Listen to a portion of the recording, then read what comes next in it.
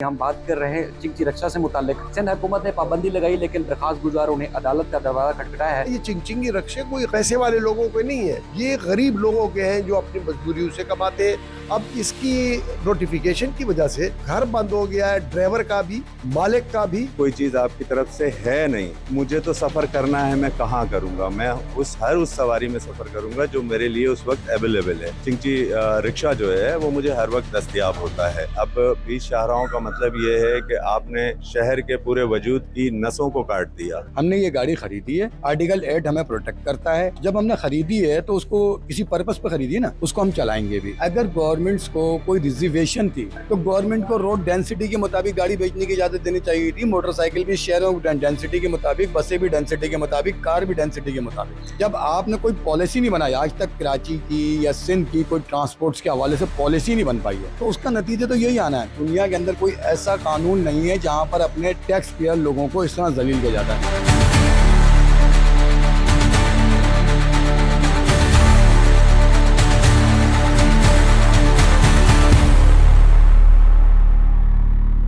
दरखास्त गुजारों का वकील सलाउद्दीन गंडापुर साहब मौजूद है हमारे साथ।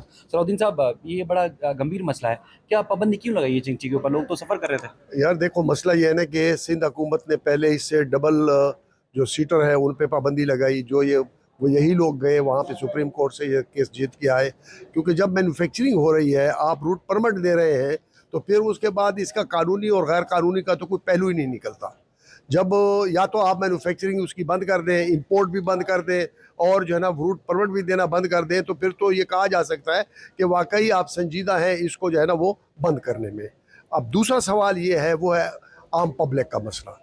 अब शाहराह फैसल एक लंबी तवील ये है, कराची के अंदर ट्रांसपोर्ट सरे से है नहीं। वो ट्रांसपोर्ट के मिनिस्टर के जितने भी दावे हों, तो वो जो बस आती है वो कम से कम घंटे 2 के बाद स्टॉप पे पहुंचती है। अब अगर एक खातून कहीं जाना चाहती है, वो बीमार है, अस्पताल जाना चाहती है, तो वो 1.5 घंटा 2 घंटे अगर इंतज़ार करेगी तो उसका तो सेहत भी मुतासर होगी और ख़ुद भी मुतासर होगी, जिसके नतीजे में जो है ना वो यही एक चिंचिंगी रक्षा है जो कि जल्द से जल्द पहुंचता है और अस्पताल भी जल्दी पहुंचा देता है। अच्छा, इसी के अलावा ये चिंचिंगी रक्षे कोई पैसे वाले लोगों के नहीं है, ये गरीब लोगों के हैं जो अपनी मजदूरी से कमाते हैं, या बेवाओं के हैं, या इसके अलावा जो पेंशनर अपनी पेंशन ले लेते हैं तो कहते हैं चलो इसे एक रक्षा खरीद के जो नाम इसको रवाना कर दें।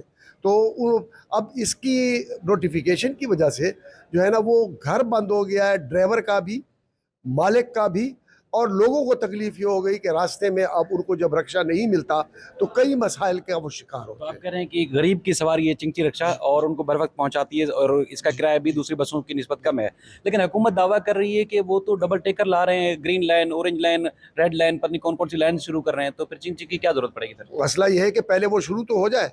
अगर ग्राउंड पे कोई चीज़ मौजूद है तो सब तस्लीम करेंगे। अच्छा, फिर दूसरी तरफ मैं नोटिफिकेशन की तरफ आता हूँ। 144 के तहत जो पाबंदी है, एक तो 3 महीने से ज़्यादा नहीं लग सकती, और ये पाबंदी कमिश्नर को कोई इख्तियार ही कहीं से हासिल नहीं है।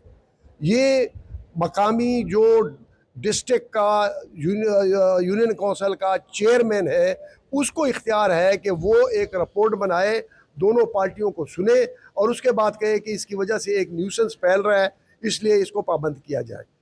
अब कमिश्नर साहब ने अपने इख्तियारात से तजावज़ कर ली हुकूमत को खुश करने के लिए, और नोटिफिकेशन एक जारी कर दिया, 12 रूट बंद कर दिए, फिर दूसरा जारी कर दिया, 22 रूट बंद कर दिए, और अब उसका नतीजा क्या निकलेगा कि जब तीसरा आएगा तो पूरे कराची में चिंचिंगी ये रक्षे को ये बंद कर देंगे। तो ये तो गवर्नमेंट की अपनी जो है ना वो ये है कि उनको तो कोई ट्रांसपोर्ट का मसला नहीं है, और अब पेट्रोल की जो महंगाई है ये और रक्षे की ज़रूरत को बढ़ा देगी। तो रक्षे की जब ज़रूरत बढ़ेगी तो लोग रक्षे पे बैठेंगे और वो रास्ते आप बंद कर देंगे, आपके पास ट्रांसपोर्ट का कोई सहारा नहीं होगा, तो फिर जाहिर है कि हुकूमत तकलीफ पैदा करती है, आराम पैदा नहीं करती। गंडापुर साहब, अदालत से आप क्या चाहते हैं? क्या अदालत से हमने यही दरख्वास्त की है कि एक तो ये नोटिफिकेशन इलीगल है और इसको जो है ना वो डिसमिस किया जाए, और ये कह दिया जाए कि इस किस्म के जितने भी नोटिफिकेशन हैं वो गैर कानूनी हैं, गैर आईनी हैं, क्योंकि ये रोज़गार पे पाबंदी आर्टिकल 8 ऑफ कॉन्स्टिट्यूशन के तहत नहीं लगाई जा सकती, और ये पाबंदी जो है ना जो इन्होंने लगाई ये गलत है।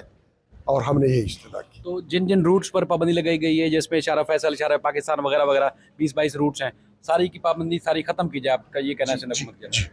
तो अदालत क्या कहती है? अब क्या अदालत ने आज चूँकि वो एडवोकेट जनरल सिंध ने जो है ना वो कहा कि जो है ना मैं तैयारी से नहीं हूँ और मुझे कमेंट्स नहीं मिले, तो इसलिए वो एडजन किया जाए। तो अदालत ने सिंपली उसको एडजन कर दिया 20 तारीख। ठीक है, हमारे साथ दरखास्त गुजार भी मौजूद है। आप ये बताइएगा, टोटल कितने चिंची रिक्शे कराची में सफ़र कराते हैं और कितने लोग इससे वाबस्ता है जिनका रोज़गार है, और कितनी सवारियाँ डेली उठाते हैं? देखिए, इस वक्त जो शहर कराची की मौजूदा सूरत हाल है उसमें जो चलने वाले रिक्शे हैं उनकी तादाद तो अब 60,000, ठीक है। सरकारी आदाद शुमार कुछ और कहते हैं, लेकिन सरकारी आदाद शुमार जो हैं वो हम उससे भी मुत्तफिक नहीं हैं।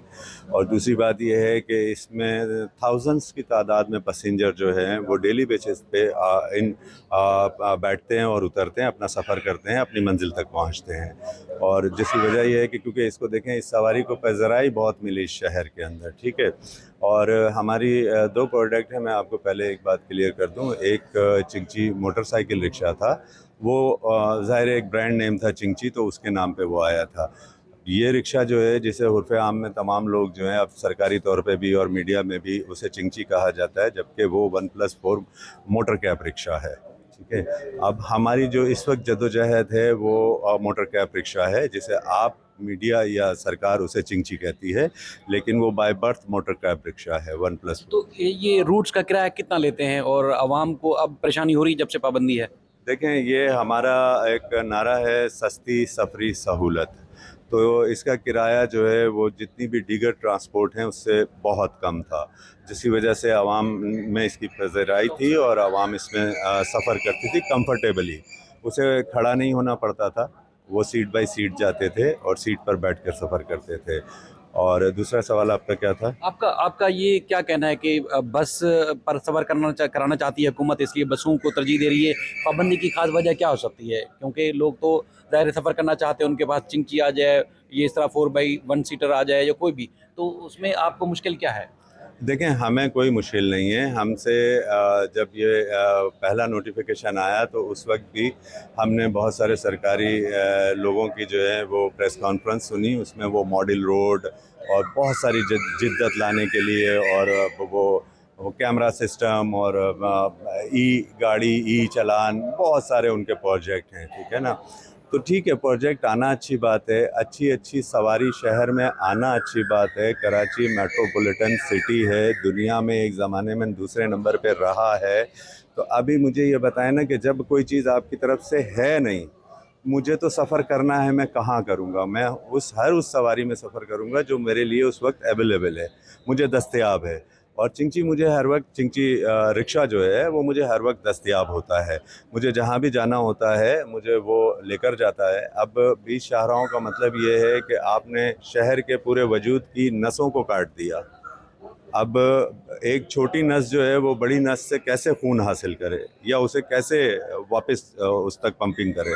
तो बात सिर्फ इतनी सी, हमारी तो गवर्नमेंट से भी रिक्वेस्ट है, हम अदालत में भी आए हैं इसीलिए एक गुजारिश लेकर कि ये जो 144 का नोटिफिकेशन है ये डी नोटिफाई कर दिया जाए। उसके बाद शहर की बेहतरी के लिए जो भी प्लान करने हैं, जो भी चीज़ें करनी हैं, 3 यूनियन इस वक्त शहर में बहुत एक्टिव हैं और एक को रिप्रेजेंट मैं कर रहा हूं, मैं ऑल कराची चिंची रिक्शा को कर रहा हूं, मैं पटिशनर हूं, मेरे साथ मेरे दोस्त खड़े हैं और ये जो है वो ऑल कराची ऑटो CNG रिक्शे को ऑनर करते हैं।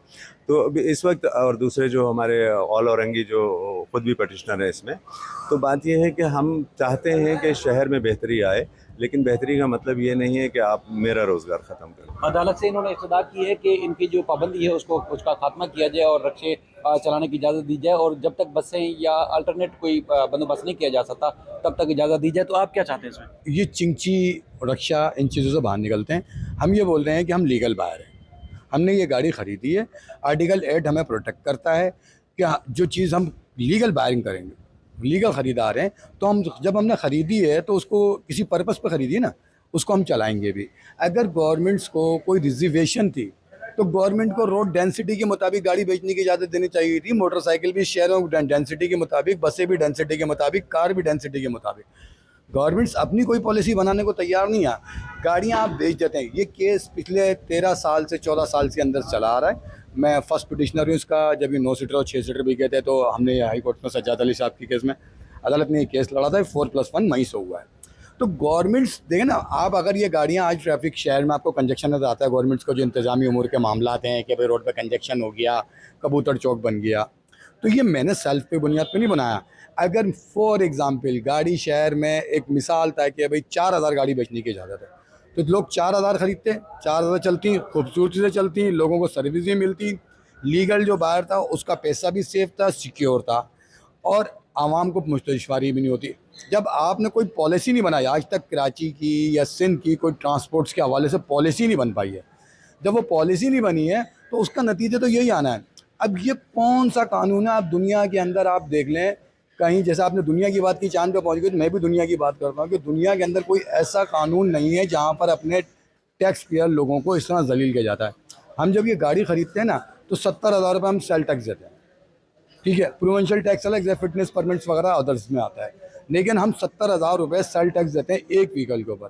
तो क्या ये हमारे साथ नाइंसाफ़ी नहीं है कि हम टैक्स देने के बावजूद भी इस तरीके से जलील हो रहे हैं? कोई जो भी रिस्पॉन्सिबिलिटी होती है, कोई भी चीज़ अगर आती है तो गवर्नमेंट्स की इजाज़त के बगैर नहीं आती है निचली सतह पर। अगर गवर्नमेंट्स को इसके साथ इशू है, इस गाड़ी के साथ, ये रोड पर ट्रैफिक है, कंजेक्शन है, तो तमाम स्टेक होल्डर को बैठाया जाए। पहले तो शहर की डेंसिटी हो, सबसे बड़ा मसला हम जो समझते हैं, अगर आज गवर्नमेंट इस बात के ऊपर एक्शन लेती है कि वाकई में इस शहर की डेंसिटी होनी चाहिए, रोड डेंसिटी, तो कल नहीं तो परसों इस मसले का हल आपको नज़र आता हुआ आएगा। अदरवाइज़ ये मसला हल होता हुआ नज़र नहीं आएगा। गाड़ियाँ रजिस्टर्ड हो रही हैं, कंज्यूमर ख़रीद रहा है, वो जलील हो रहा है। इनफ यहाँ तक क्या है कि हमारे लोग उनका माशी कतल इतना ज़बरदस्त हुआ है इस 2.5 महीने के अंदर कि अभी एक औरंगी में बंदे ने सुसाइड्स भी किए, पता आपको। तो देखें, लोग फ्रस्ट्रेशन का शिकार हो रहे हैं। क्या हो रहा है कि डीलर ने गाड़ी बेची थी, किस्तों पे बेची थी, उसको पैसे नहीं मिल रहे, वो उसको हिरास कर रहा है, उसके पास कमाने का ज़रिया नहीं है, वो अपने आप को डिप्रेस्ड कर रहा है कि मैं किधर जाऊँ। ये बहुत बड़ा अलमिया है कि एक मज़दूर, मैं गरीब बोलता ही नहीं उनको, हम अल्लाह का शुक्र है मज़दूर हैं, हमारा पसीना बहता है, हम अपने घर का राशन चलाते हैं, इससे हमें इस बात को कोई शर्म नहीं है। लेकिन गवर्नमेंट को इस बात को सोचना चाहिए कि एक मज़दूर और एक टैक्स पेयर आदमी के साथ हम ज़्यादती कर रहे हैं। सबसे पहले इस नोटिफिकेशन को जो ये 20 शाहराहों पे किया गया है, इसको डीनोटिफाइड किया जाए। गवर्नमेंट की अगर किसी शाहरा पे रिजर्वेशन है, हम बैठ के बात करेंगे, उसको मैनेज करेंगे, लेकिन ये कोई तरीका नहीं है कि आप हमारे पैसों को इस तरह ज़ाया करें। Thank you. तो अब तक तकरीबन 20 शाहराहों के ऊपर 60,000 से ज़ायद जो चिंची रक्षा है उनके ऊपर पाबंदी आयद की गई है। अब अदालत ने 3 हफ्तों का सिंध गवर्नमेंट को टाइम दिया है कि 3 हफ्तों में इस हवाले से जवाब दिया जाए कि जो चिंची रक्षों पर पाबंदी आयद की गई है वो ख़त्म करने जा रहे हैं या अदालत कोई अपना हुक्मनामा जारी करे।